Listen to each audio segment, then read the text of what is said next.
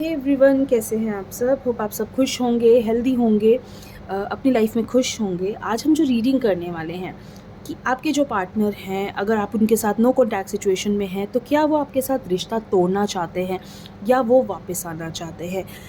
ये एक टोटल आप दोनों की फीलिंग्स हैं जो हम इस रीडिंग में करने वाले हैं। दोनों की फीलिंग्स हम बताने वाले हैं और आगे क्या होने वाला है वो भी बताने वाले हैं।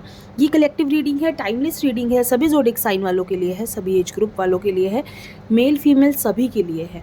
आप कभी भी देखेंगे आप इससे रेजोनेट कर सकते हैं। एंड अगर रीडिंग आपसे रेजोनेट होती है, वीडियो को लाइक करके क्लेम ज़रूर करें। फर्स्ट टाइम मेरे चैनल पे आए हैं, मेरे पेज पे आए हैं, ज़रूर फॉलो करें, ठीक है?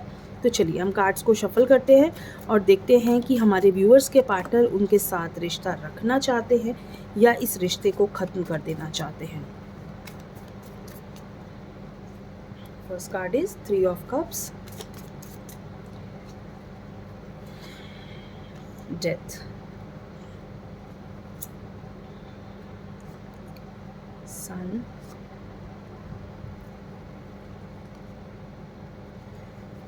King of Pentacles, Ace of Swords, Four of Pentacles and Devil। ठीक है, एक कार्ड और Chariot। Energy of the deck, queen of pentacles. Hope आपको कार्ड्स विजिबल होंगे।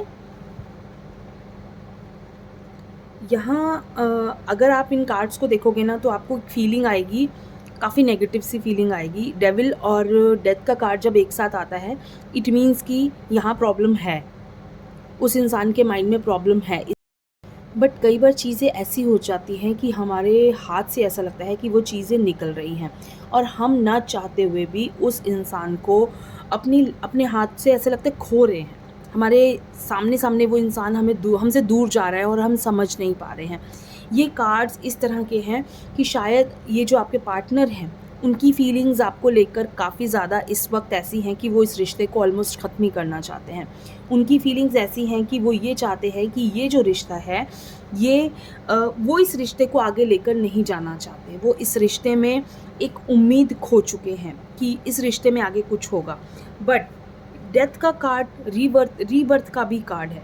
आप देख रहे हो डेथ, इट मीन्स कि ये रिश्ता ख़त्म होगा लेकिन फिर से स्टार्ट होगा। रीबर्थ का कार्ड है, तो आपको इतना टेंशन लेने की ज़रूरत नहीं है कि इस रिश्ते में आगे क्या होगा और क्या कुछ नहीं, चीज़ें कैसी होंगी और क्या कुछ होने वाला है। इतनी टेंशन लेने की ज़रूरत नहीं है। वो कितना भी भागेंगे, कितना भी दूर जाएंगे, कितना भी किसी के पास भी जाएंगे, लेकिन लास्ट में उन्हें वापस आपके पास ही आना है। यहाँ थर्ड पार्टी का भी कार्ड है कि उनकी लाइफ में कोई और पर्सन हो सकता है, उनकी लाइफ में कोई एक ऐसा इंसान हो सकता है जिसकी वजह से वो आपसे दूर जाना चाहते हैं, जिसकी वजह से वो आपसे दूर भाग रहे हैं और उन्हें ऐसा लगता है कि वो इस रिश्ते में कंफर्टेबल फील नहीं कर रहे हैं। उन्हें इस रिश्ते में एक एक्साइटमेंट नहीं दिख रहा है। ईगो बहुत ज़्यादा है आपके पार्टनर की। अगर मैं फीलिंग्स बोलूँ तो ईगो इतना ज़्यादा है कि वो इंसान चाहकर भी, डोमिनेशन इतना ज़्यादा है। आप ये देखिए, किंग ऑफ स्वॉर्ड्स का कार्ड है। उनके थॉट्स इतने नेगेटिव हैं कि उनको ऐसा लगता है कि वो एक रिश्ते में एक होता है ना, एक इंसान खुद को राजा समझने लगता है। उनको लगता है कि मैं इस रिश्ते में सबसे ऊपर हूँ और हर चीज़ मेरे हिसाब से चलेगी, हर चीज़ मेरे हिसाब से होगी और मेरे हिसाब से ही चलनी चाहिए। लेकिन कोई ज़रूरी नहीं है कि रिश्तों में हर चीज़, अगर आप दो पार्टनर हैं तो ऑब्वियसली रिलेशनशिप दोनों के एफर्ट से चलता है। रिलेशनशिप दो इंसान हैं तो दोनों का इक्वालिटी होनी ज़रूरी है। दोनों लोगों को ऐसा फील होना चाहिए कि इस रिश्ते में मेरी भी अहमियत है। बट मुझे लगता है इस रिश्ते में आपकी अहमियत बहुत कम दिखाई देती है और इस रिश्ते में मैंने देखा आपकी जो फीलिंग्स हैं, आपकी फीलिंग्स काफ़ी ज़्यादा स्टेबल है। आप पोलाइट हो, मीन्स आप जो हो ना इस रिश्ते में आपके एफर्ट ज़्यादा हैं। उस इंसान को खुद को ऊंचा समझने की आदत है और आप समझते हो आपने उस इंसान को ऊंचा समझने दिया। आपने उस इंसान को इतनी अहमियत दी कि हाँ ठीक है, वो खुद को ऊंचा समझ सके, वो खुद को इतना आगे लेके जा सके कि हाँ आज वो इंसान आपको छोड़ने पर भी उसे दुख नहीं हो रहा है।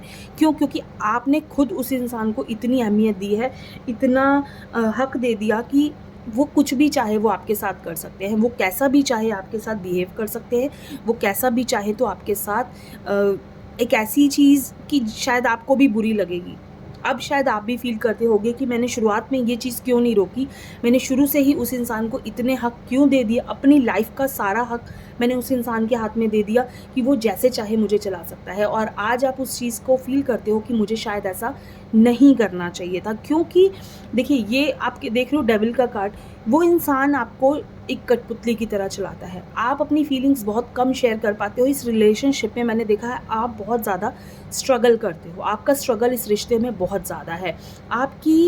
आपके माइंड में हर वक्त वो इंसान है, लेकिन उस इंसान के अंदर डोमिनेशन इतना ज़्यादा है कि वो खुद को वो कुछ भी नहीं समझते हैं। आप हो नहीं हो उनकी लाइफ में कोई वैल्यू नहीं है। आप उनके लिए आप उनके सामने रो भी लोगे, गिड़गिड़ा भी लोगे, तब भी वो इंसान शायद आपको इग्नोर करके चला जाए। क्यों?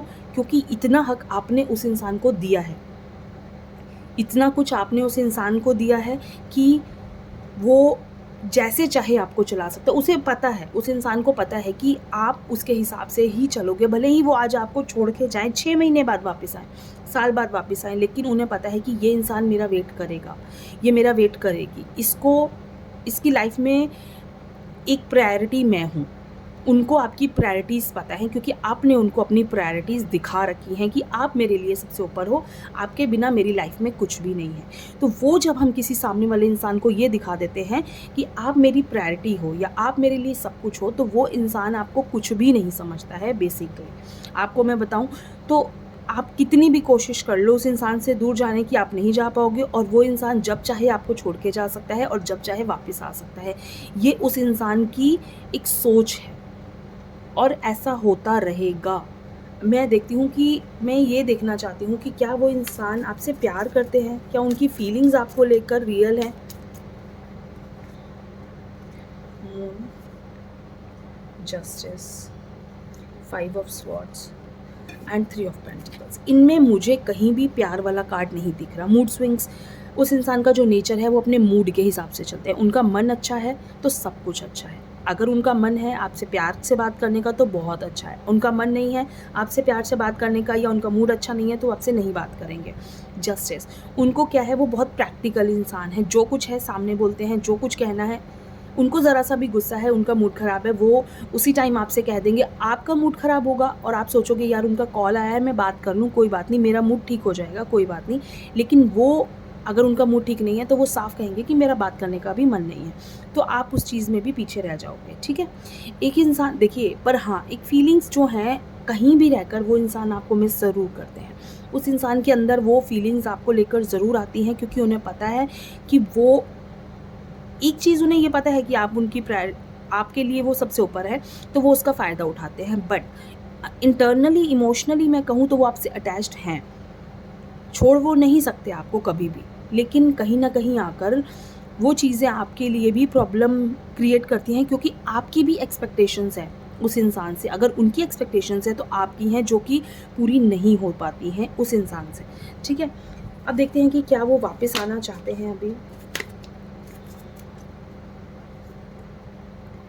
Page of cups, hermit, the emperor and queen of swords, high priestess. देखिए यहाँ जो कार्ड है वो वापस आना चाहते हैं। हर्मिट का कार्ड है, सेल्फ रियलाइजेशन का कार्ड है। उन्हें सेल्फ रियलाइजेशन है, बिल्कुल है। उन्हें ये पता है कि उनकी गलतियाँ हो सकती हैं, उन्होंने भी गलतियाँ की हैं, ये चीज़ वो रियलाइज़ करते हैं। बट वो उन चीज़ों को कभी भी आपके सामने शो नहीं करते, ना ही करेंगे। वो वापस ज़रूर आना चाहते हैं और वो वापस भी आएंगे। लेकिन अगर आप सोचते हो कि वो सामने से आके आपको कॉन्टैक्ट करेंगे, सामने से आपको बात करेंगे, नहीं। वो इंसान किसी अलग तरीके से आपको कांटेक्ट करेंगे, इनडायरेक्ट वे में कांटेक्ट करेंगे, कुछ भी करेंगे, लेकिन वो डायरेक्ट आपको कांटेक्ट नहीं करेंगे। तो ये जो चीज़ें हैं ना, उस इंसान के अंदर बहुत सारी चीज़ें आपको लेकर, मुझे जो लगता है कि उनको शायद इस चीज़ को समझना चाहिए कि एफ़र्ट्स, प्यार दोनों तरफ से होता है। एक तरफ से किया गया प्यार एक वक्त पे आकर सामने वाले के प्यार को भी ख़त्म कर देता है।